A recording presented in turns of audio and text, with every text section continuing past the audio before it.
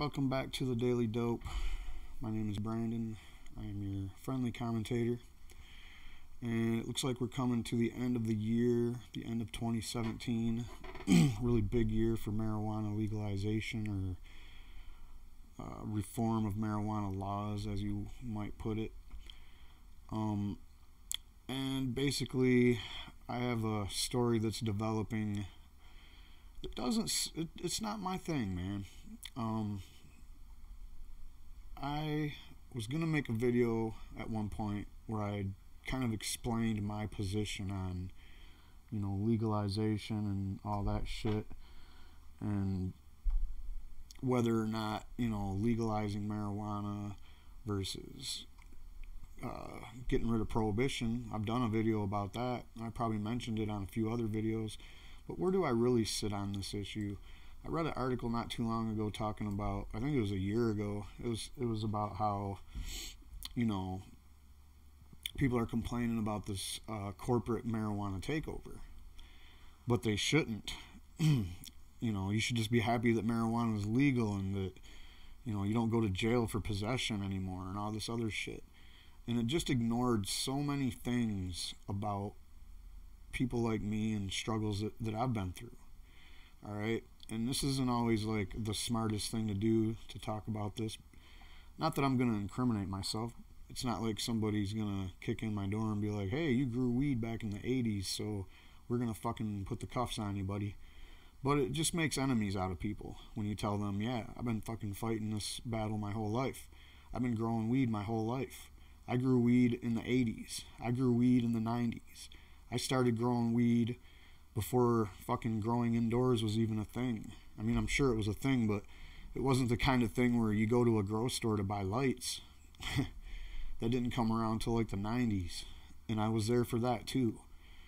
I was there when hydro started. People started, developing hydroponic growing in the indoor marijuana world. All these innovations, the indoor growing innovations, happened because of the laws that prohibited people from growing cannabis on their property outdoors or whatever. But it didn't stop people. We still grew plenty of fucking weed outside. And because I'm, an activist who's been actively trying to legalize marijuana in whatever way, shape, or form has came along over the years, I was an active member of NORML in Michigan for quite some time in the 90s. I was, anytime there's been a petition drive, like when I lived in Detroit, we had a petition drive to get on the ballot in 2003, I believe, medical marijuana. And we got it on the ballot and it got voted in and it was passed. I mean, there was no laws to say that people could grow, sell, or distribute or whatever medical marijuana. But it just basically said, medical marijuana was a good defense if you got caught with some weed. Not sure the exact details of it, but then I believe in 2006 or 7, there was a petition drive and then the language got approved, and then, but the ballot, when they said the font was too small or some shit, so we had to throw that back. And then in 2008, we did it again. The people in Lansing let it go through this time, and we passed it. And I didn't like it right off the bat. And the reason why is because it kind of put growers in this weird predicament where they always have too much weed. And the cops could go ahead and kick your door in and give you tickets and criminal charges. And that happened. And since we've had these laws in Michigan, we've had a 16% increase in marijuana arrests.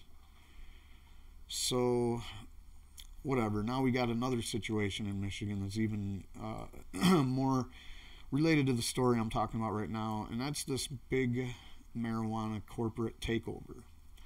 And now, I don't know, it was like a couple weeks ago on Twitter. I'm not going to name any names or anything. But I had shared an article talking about how Colorado, made all this tax revenue and, sold this X amount of weed. And I just kind of made a passive comment in passing as I shared it that, hey, that's a bunch of billions of dollars that don't end up in the hands of the drug cartels in Mexico that cut your fucking heads off. And somebody decided to flame me off of Twitter with that.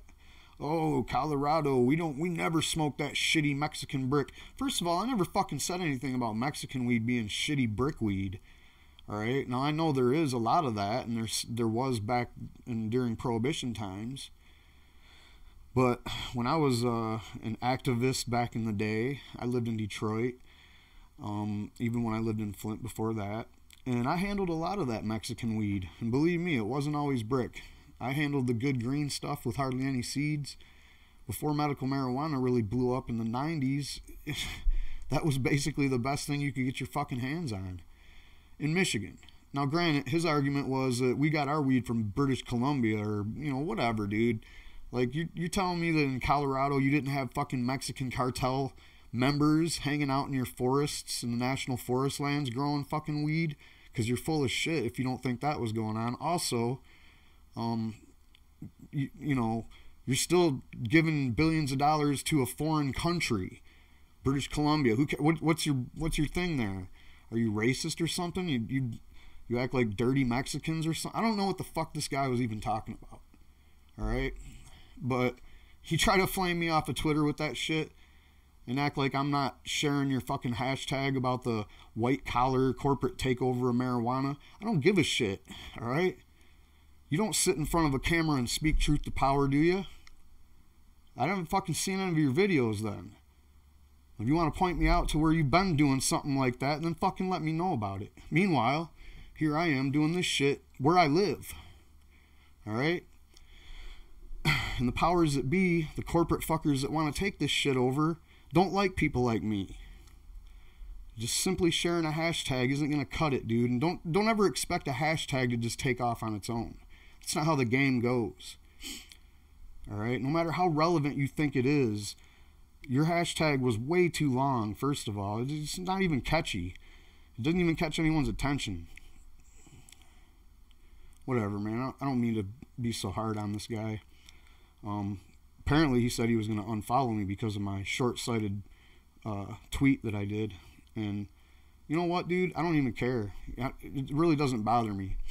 I noticed that Twitter's got the same kind of bullshit going on that YouTube does. You just start losing followers for no fucking reason.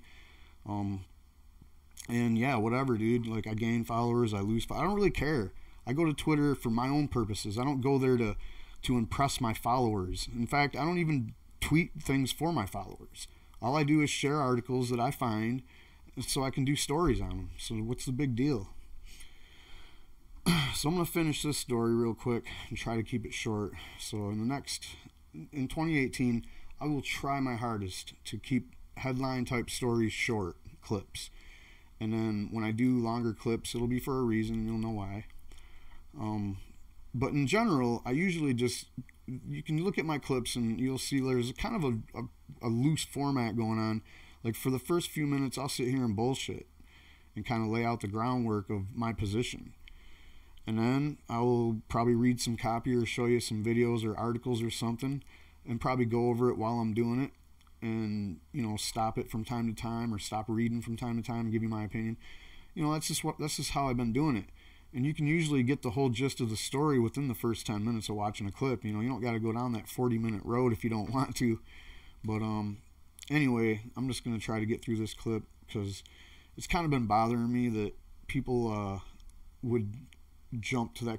And my main criticism for this guy on Twitter is that you obviously didn't ever check out any of my videos or even look at the fucking titles of my videos on YouTube.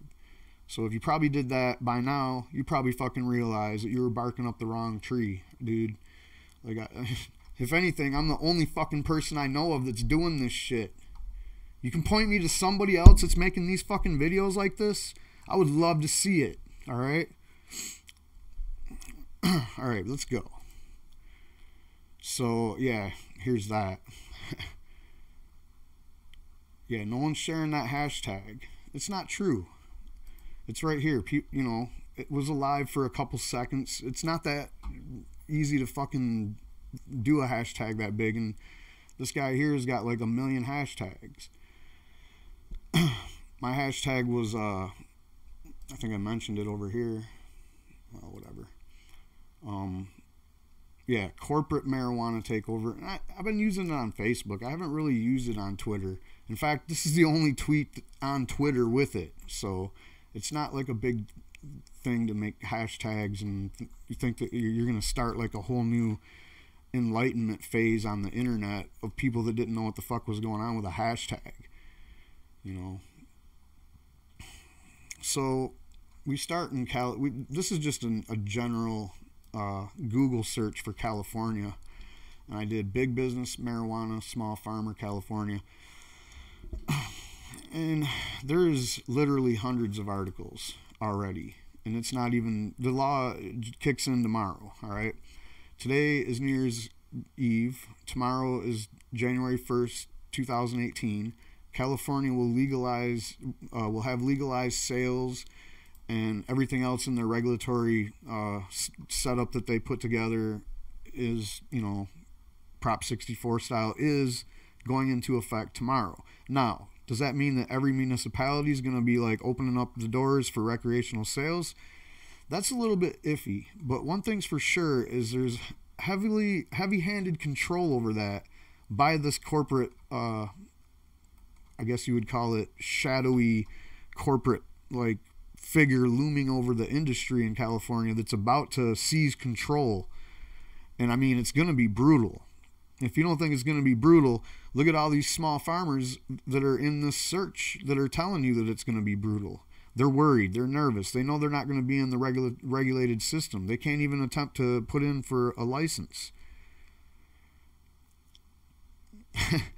California is the only state I can think of besides maybe Kentucky that just kind of had a laid-back approach to this homegrown phenomenon that really blew up in the 90s. I mean, before then, California had people growing, in the mountains since the 60s and probably even before that.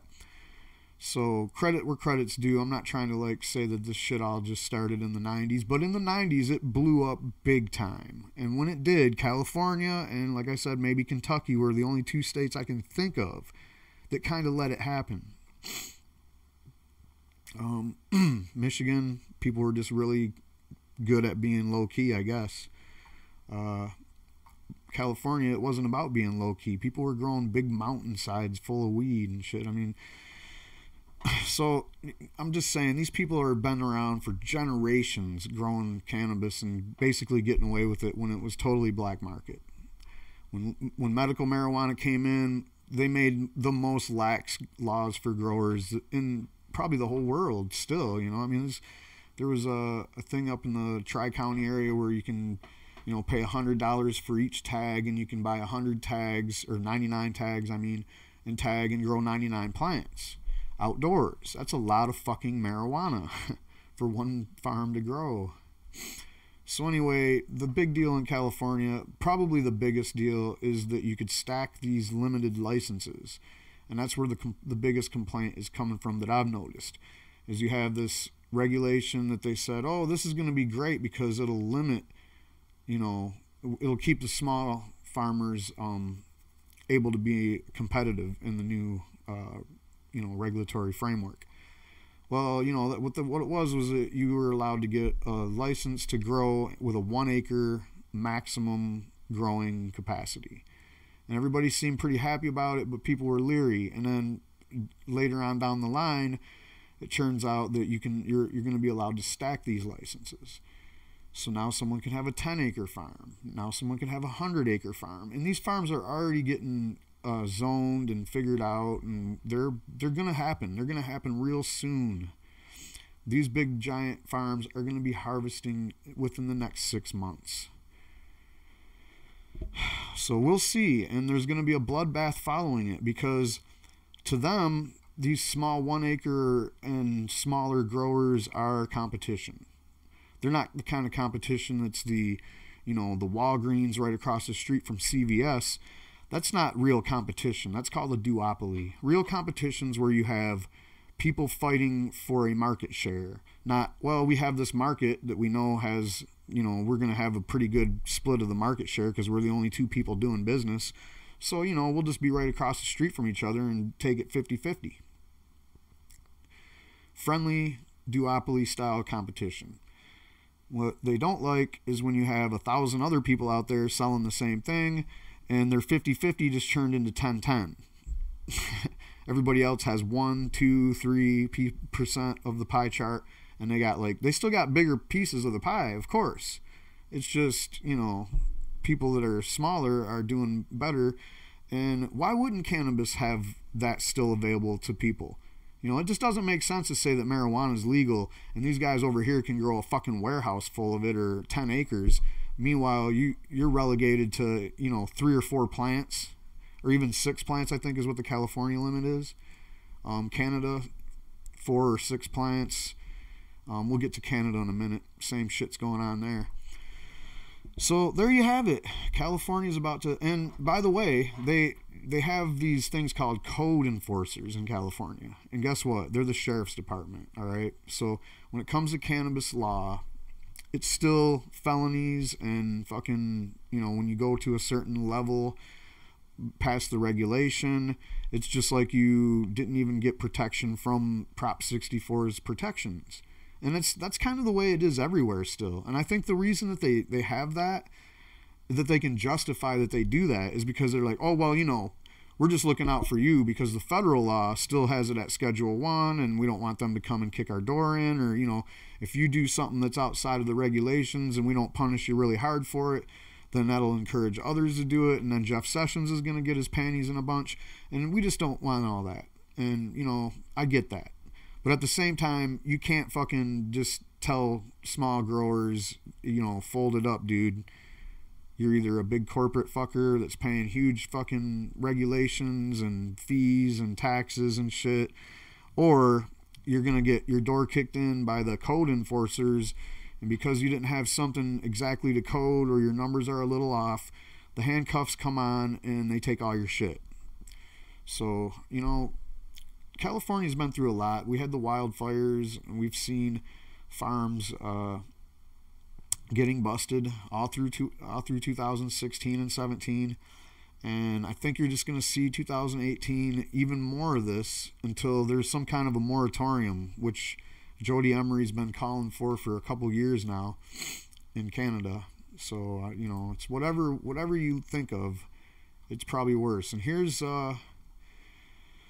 Nate Silver's friends over at 538 decided to do a story about it called "Legal Weed Isn't the Boon Small Business Thought It Would Be."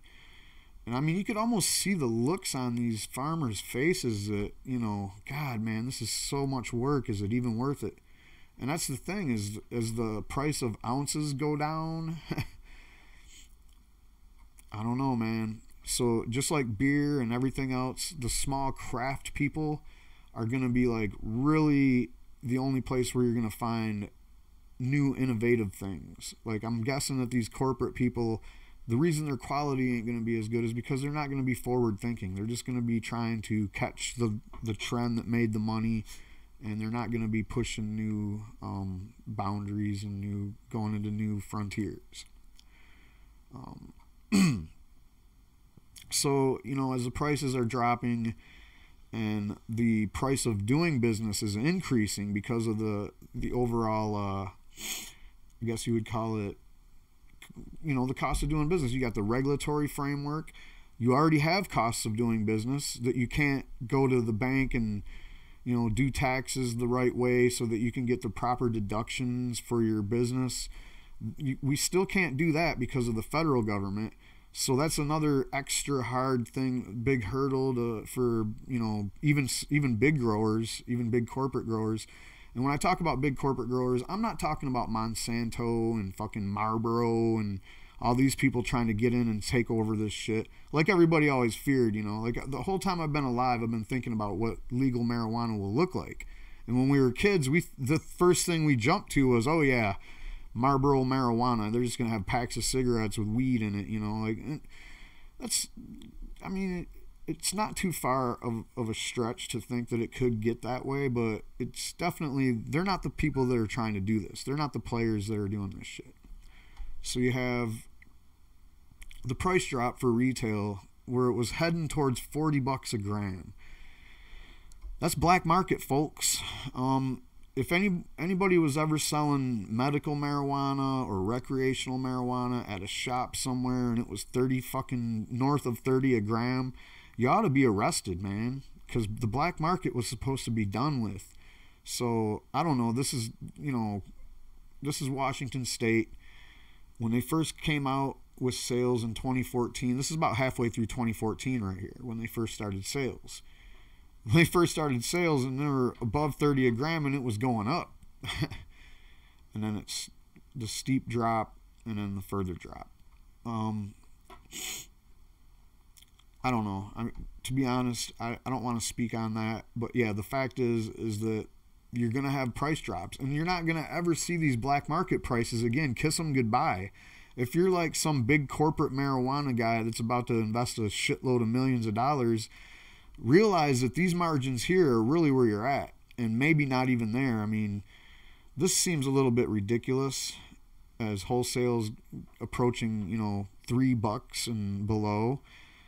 That's going to make it harder for small farmers right there, because their expenses running is going to be, you know, is going to require them to make at least that. I thought I had something in here that I wanted to mention. But yeah, they're acting like flour is gonna somehow we're gonna phase flour out. That's not gonna happen, guys. Pre-rolls might chunk into this a little bit later down the line, but these other numbers are basically, that's their maximums.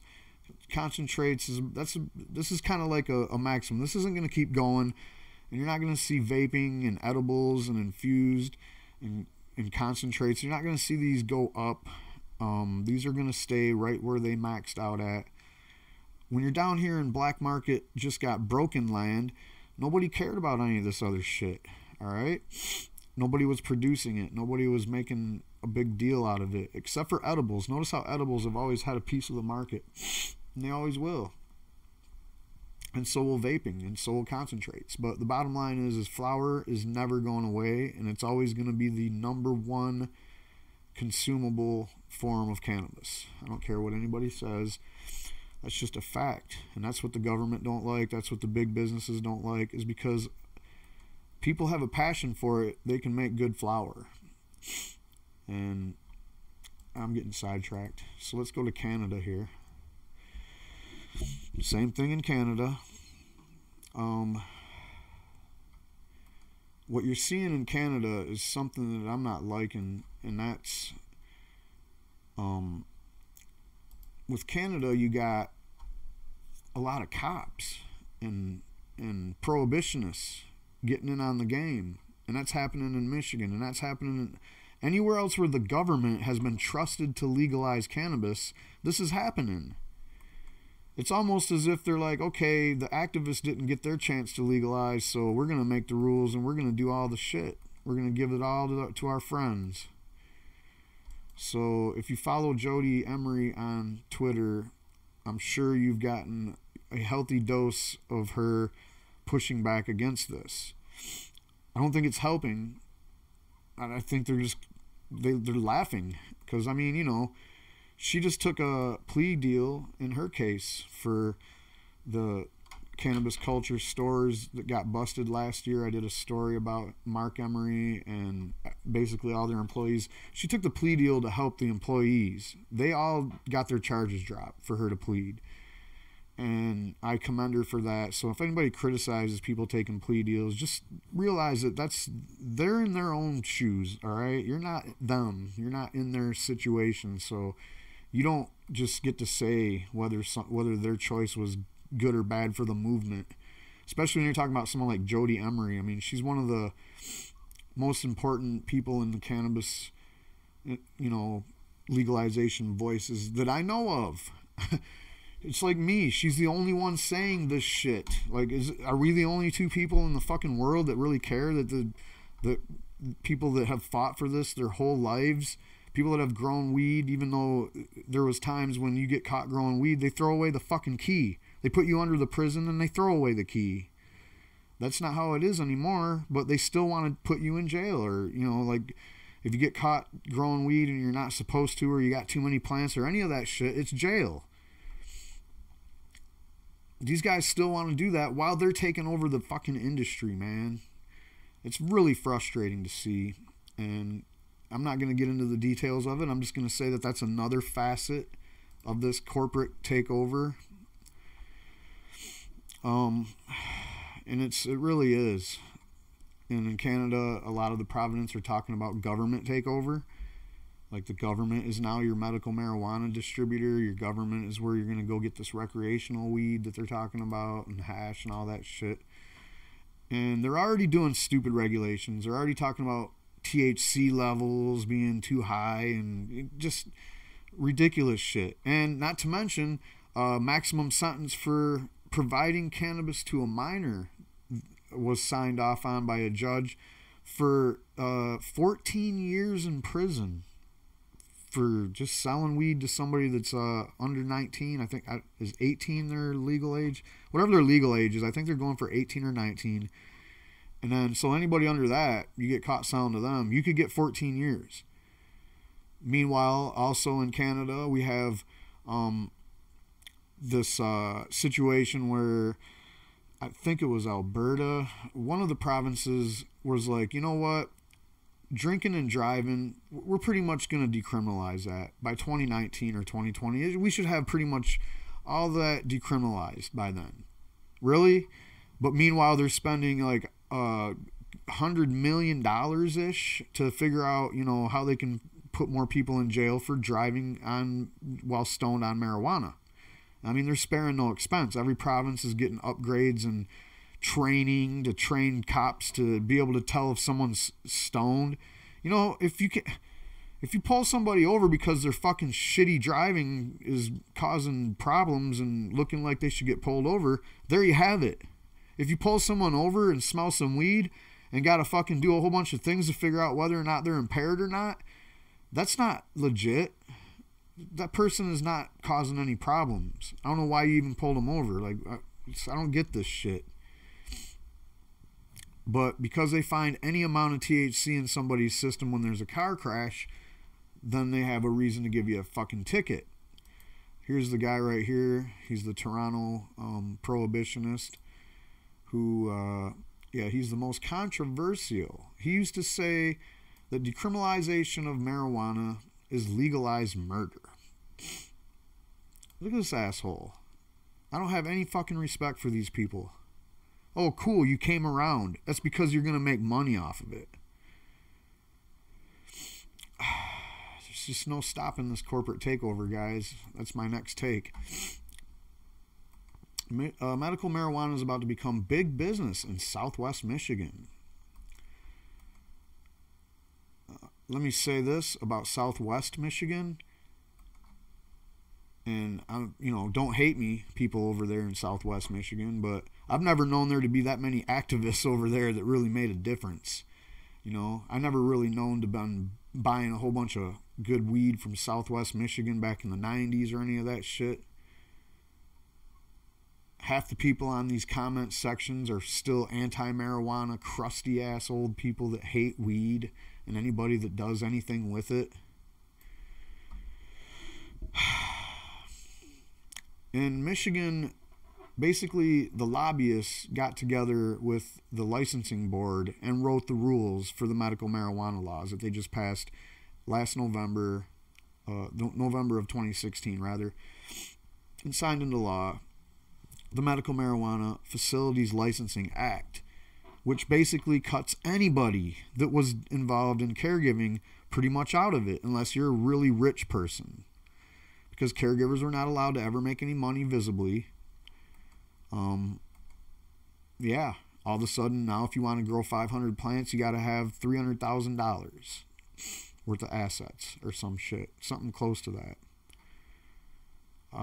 But yeah, they're acting like they're looking at the numbers and they're like, oh yeah, but we're going to make millions of dollars off this. So if you start up a farm where you grow 1,500 plants, you're just assuming that you're going to make $1 million or more a year. But, you got to look at the regulatory framework, and the Michigan one is probably one of the most ridiculous ones I've seen. Arkansas is up there. There's a couple of others. Well, Florida's is because they got the no smoking, and same with New York and Pennsylvania. A whole bunch of these states, like Illinois, all these medical marijuana states with the no smoking rule. All right, you're losing fucking money, and you're losing it big time. And don't tell me you're not. You're full of shit if you say you're not. I can pull up 10 articles right now from every one of those states that proves that you've lost money. In Illinois, I just did a story about it last year, how they were getting propped up by the Illinois state government to the tune of $2.5 million a year because they simply ain't making any money with their sieves and sprays and low to no THC vaping. So in Michigan, it's almost the same as that shit, but you can smoke because they know that that's where the profit is. But they neuter that with all the regulations. And these are Republicans that wrote these regulations, by and large. These are corrupt politicians in Lansing. And if you look at the lobby groups that are invested in trying to get licenses and that were involved in the rulemaking process, whereas typical caregivers weren't allowed to, have their say. Like, if we had our say, any old caregiver off the street would have been like, you know how you can fix that 2008 law? Let us take our overage to the lab and sell it at the dispensary like everybody else. Why shouldn't we be able to? Oh, I know, because that would be that, like I said, all those other people getting their 1 or 2 or less percent of the pie chart, while these big players see their duopoly dwizzle down into like a regular fair and open market. Another thing right-wingers are always bitching about. Oh, let the market decide. Well, currently the market was deciding in Michigan, and it was doing a pretty good job of picking the winners and making sure that people got their medicine. I never heard too many complaints outside of the haters who just acted like nobody should make any fucking money off of marijuana, period, for any reason. Another place I've done this story already about is Jamaica. So about a year ago, I did a story about how Jamaica was going to legalize marijuana because they already have marijuana tourism. If anybody thought that they didn't have marijuana tourism in Jamaica, they were they're lying to themselves. There's absolutely no reason to go to Jamaica other than that it's the fucking weed mecca that it always has been. And like everywhere else, you have an activist community of people that were actively growing cannabis all throughout Prohibition, before Prohibition, during Prohibition, after Prohibition. And they've been getting harassed and arrested and demonized and all this other shit. And yeah, the drug war in Jamaica has always been really weird because everybody thought it was legal when they got there, but then they get there and they realize it's not, and then they figure that the cops are corrupt. So as soon as they know that you bought some weed, they bust you and they make you pay a fine, or they, you got to bribe your way out of it somehow. And it's just like anywhere else like that, Now they're taking it over and they're going to, tell the Rastas, kick rocks. Sorry, guys. You know why? Because they're pricing the licenses and the regulations. It's going to be way too expensive for some Rasta villager that had a plot of land with 30 plants on it. He's not going to be able to do that anymore because he can't even afford the regulations. Regulations are going to be like in the hundreds of thousands to start up a farm.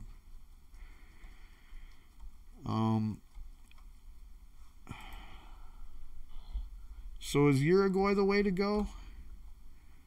What they did there is the government basically has a program where you can go get weed at the drugstore. And meanwhile, it's not that potent and you're limited on how much you can get. So it still leaves the door open for another market. And the other market isn't super heavily regulated, but it is focused on keeping the farmers small.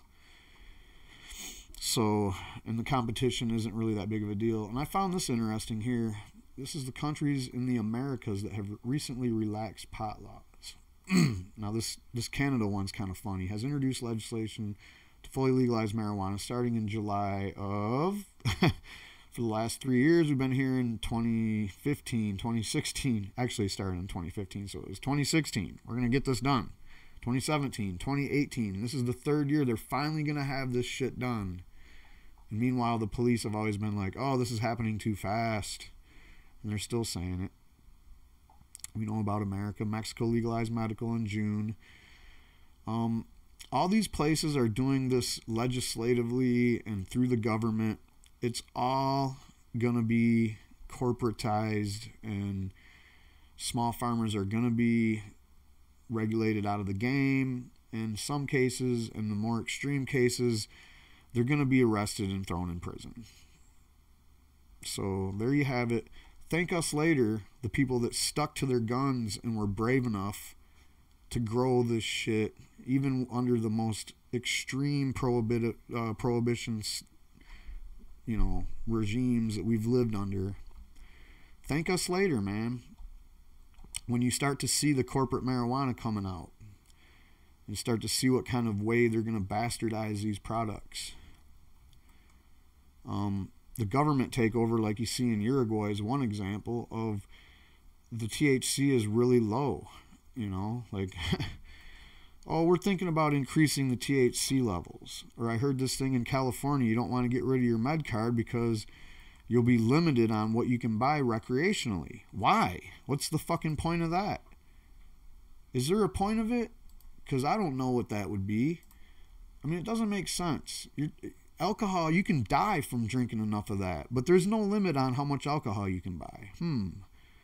So they're not afraid of somebody opening up a fucking beer store in their living room, but apparently with weed, they're afraid of that. They're afraid of letting people grow more than 4 or 6 plants.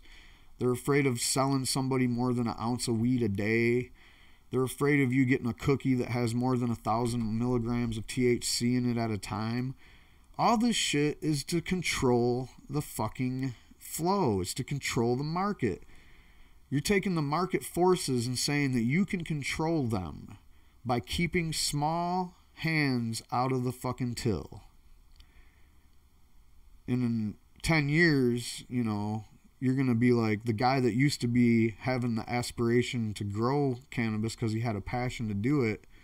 Now that guy's going to be happy if he can go to the fucking weed factory and get a job making minimum wage or a little bit better, just participating in helping grow and harvest and process all that shit and make the products. The testing labs.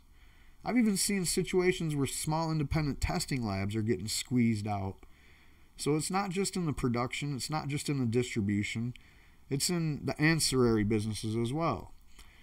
Like if you get this big marijuana takeover like this, things start looking like this. Well, whoops.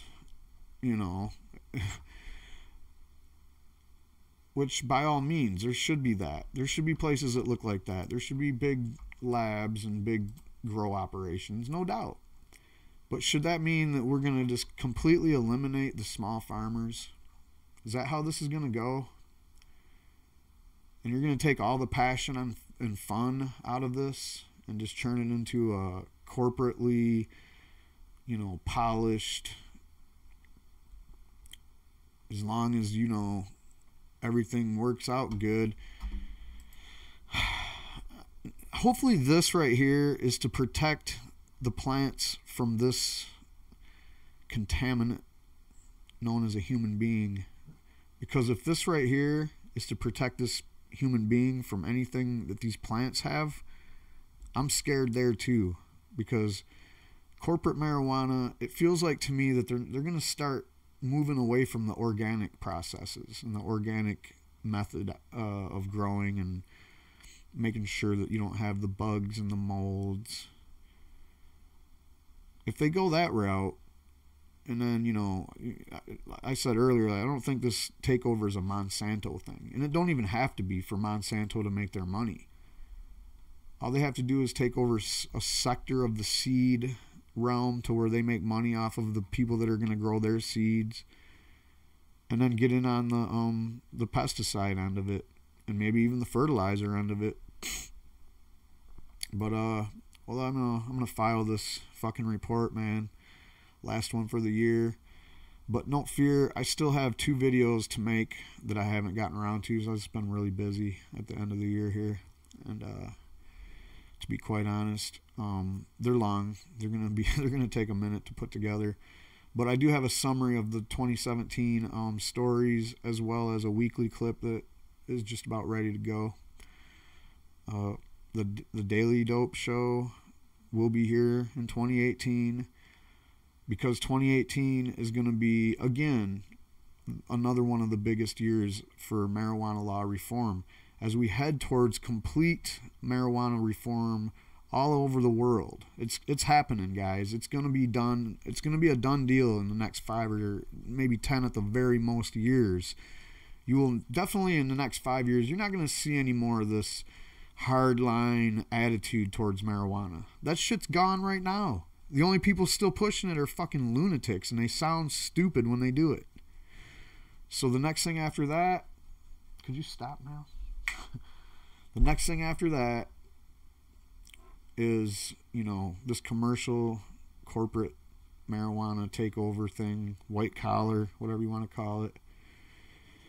It's going to be everywhere, guys. It's going to be the thing that is going to be the news. It's going to be the story that I'm going to be doing. Like Reefer Madness was the story I did in 2016 and 2017. The actual things going on with the reforms in 2017 was the big story, and now 2018, the big story is going to be the corporate takeover. And the seeds are right there. They've already been planted, and I'll be doing my best to keep you informed from my perspective, from the point where I'm an activist, that I've been doing this my whole life. This has been my passion. So yeah, I'm not too happy about the takeover, to say the least. That's my position. And I say, it doesn't have to be a hostile takeover. You guys can come in, open up your big warehouses and do your shit. What we need to do is get rid of the CSA. So once you take the cartels all the way out of the marketplace and allow people to transfer cannabis from one state to the other without breaking any laws, we won't have this black market problem in Colorado and California where you're worried about the extra weed getting shipped out to others. Who cares? Who fucking cares? Any other business is allowed to do it. Why shouldn't we be able to? Get rid of that, we'll all be all right. All right, guys. If you like this shit, subscribe. Make sure you're still subscribed, and check me out on Twitter. It's at the Daily Dope Show without an O at the end, so it can fit. And that's it. Happy New Year.